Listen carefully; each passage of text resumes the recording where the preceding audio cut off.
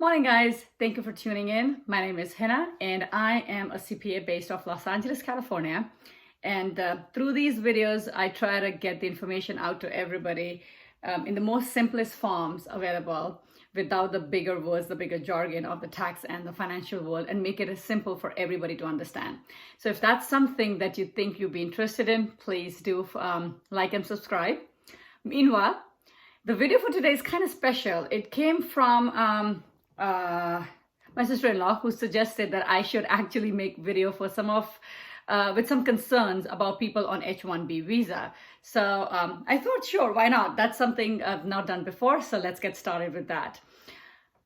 Now, unlike my other videos where we pick a topic and I kind of go on and on and on with it, this one is more of a bullet point because I did look up some of the most sought after questions for people who are on H1V visa, or just concerns for someone who's not aware of some of the laws and benefits of the US tax system. So I basically kind of put those together, and I'm going to go down with each one of those and answer. If there's anything else, please do feel free to comment or, kind of put your concern in the section below, and I will get back to you. So let's begin. H1V visa, and I do understand there are a lot of people out there who are kind of confused as to what applies to them, what does not. There's a lot of that issue because I personally have some of my clients are H1B visa people, and I can see where they are very concerned about something. They don't want to do anything wrong or jeopardize their citizenship path, or a situation like that from a tax standpoint. So and I can see why that can be concerning. So I thought we'll answer some questions that are the most looming on the mind. So to begin, tax returns. We are filing 1040 just like anyone else in this country, be it an H1 and L1, students sometimes. We've got green card holders, citizens, Basically, when it comes to the tax law, it's a level playing field. There isn't much difference. As long as you're in this country, you are earning a livelihood here, living here, we all file at the same level, get the same credits, there isn't much difference. Some of the concerns would be, how much am I paying in taxes? Well, it really depends where you are living in this country. Overall, a federal rate range is like 15 to, let's say, 37, maybe 39%, depending on how the Biden plan goes. And then there's a state tax portion on top of that. Unless you are living in states as Wyoming, Washington, Alabama, Florida, South Dakota, Texas, and Nevada, most of the rest of the nation is paying a state tax. These states do not charge state taxes, so which is fabulous, because someone like me who lives in California, definitely paying one of the highest tax rates in the country. But hey, we do have a great weather as well, so I'll take it. With that, Tennessee and New Hampshire are the other two states that don't charge state tax per se, but they do tax the capital gain or interest and dividends on the return, not really your W-2. So that's where it comes to in terms of an overall tax situation where everybody lies. Now, let's get down to, do I have to file the tax return? Yes, you do. It's a very simple question. The only difference is going to be if you're here for a gig. If you're one of those people who lives or basically lives in any other country of the world and comes here for a couple of, literally few weeks to maybe, let's say, 30 days. So they are the only exceptions. And even though they are here for a few weeks, as long as they are earning that W-2, they are getting that money from the US, making the money in US, they do have to file a tax form called 1040-NR. It's for non-residents. Everybody else files the 1040 just like anyone else. The biggest difference here, and how you know you will be filing that or not, the NR or the regular 1040, is going to be a substantial presence test. All it says is, at the end of the day, if majority or a decent amount of time is spent in the US, you will file a 1040, and as a result, you will pay the US tax rates federal and the state. But then you also get all the benefits or all the, the exemptions or deductions that anyone else does as well. Unlike 1040 NR, where you don't get taxed at the same level, barely at all, but then you don't get the exemptions and the deductions too, because you, at the end of the day, don't live in this country. It's more of an informational return. Next question. This one was kind of interesting. I did have someone ask me about HSA. They were not sure how HSAs work. Not sure if that is related to H1-B visas, but we're just going to cover it, keeping it short. It's basically a deduction that is available on your tax return for what you pay for your health insurance. Make sure it should be, as long as you have the health insurance from your company, which is a high deductible, and it is not covered under the Medicare or a non-HDHP plan. If you have it, you'll know. If you don't, you're fine. Don't worry about the details because those are, I mean, if you are one of those people who are covered under the Medicare plan, you'll know. But if you're not, you're coming from your regular employer, you have a regular high deductible. That is definitely a benefit that you can have on your tax return. A lot of companies offer it these days because it takes away the expense on their books. They're not paying as much, but they do contribute towards your medical expenses. If there is a high tax bill that comes with it,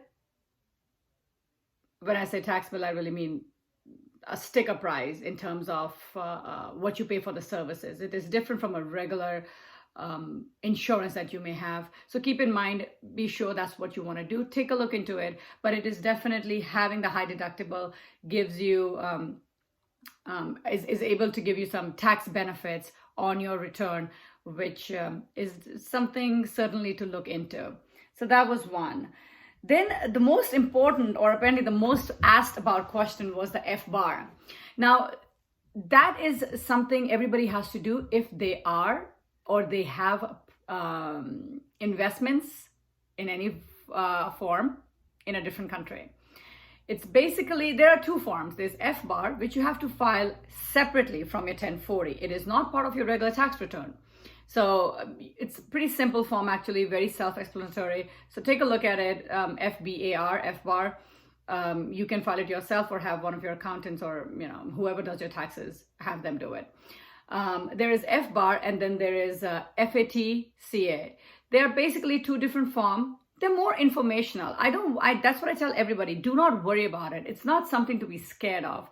The government here is just trying to make sure that we don't have tax havens, and they're trying to avoid the Suez situation or right now the Caribbean where the money goes and like nobody knows. So they do want to know that everybody who is filing tax returns, if they have money stashed away anywhere else besides the US, they are aware of it. They do not tax that money. They just want to know that you have it, how much of it, and where it is.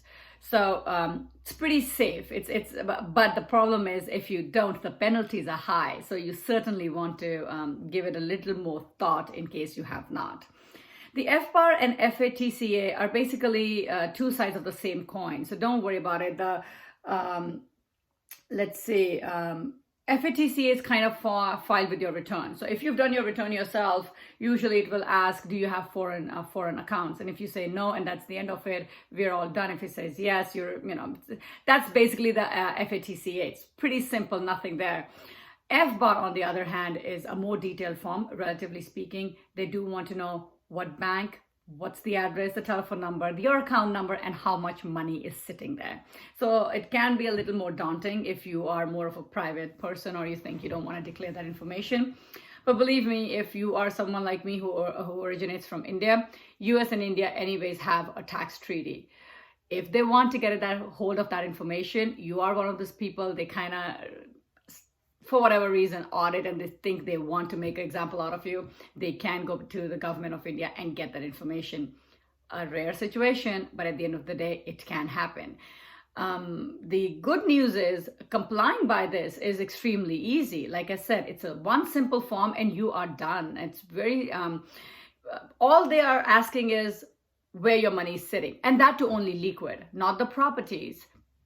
if you have a rental back home, you don't need to declare the rental house, but it's basically your, let's say your retirement funds, you do have cash sitting that's earning interest.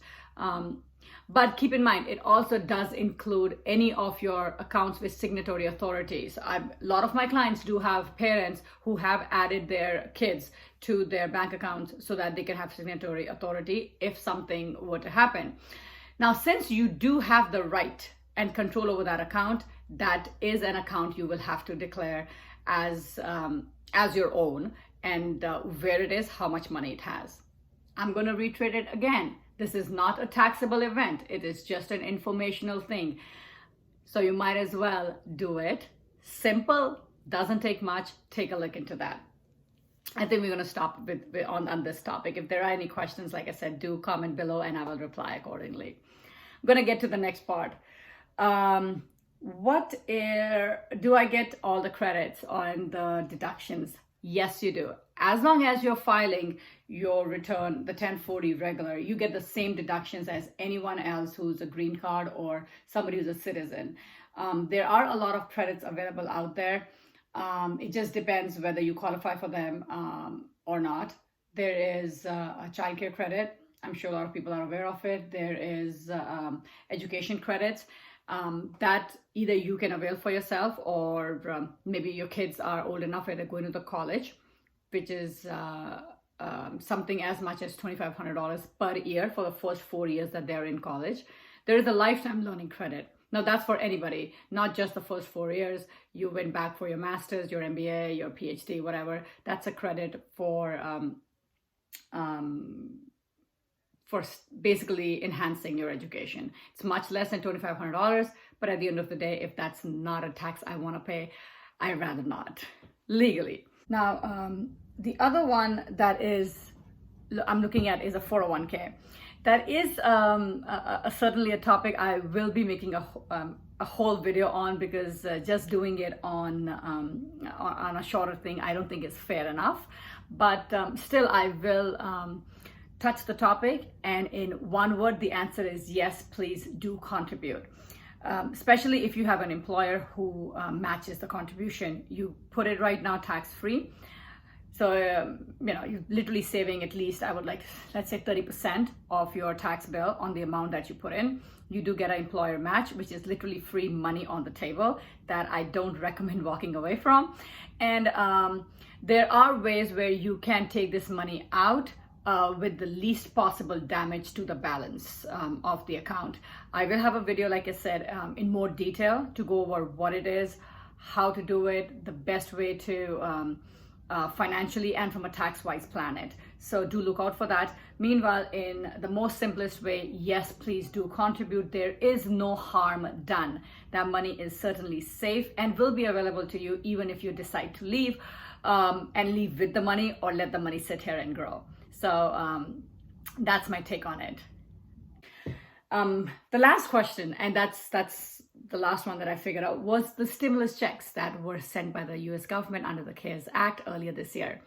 I do have some people who had a concern, especially a lot of them did get their returns or their, let's say a married couple, $2,400 automatically in their bank account.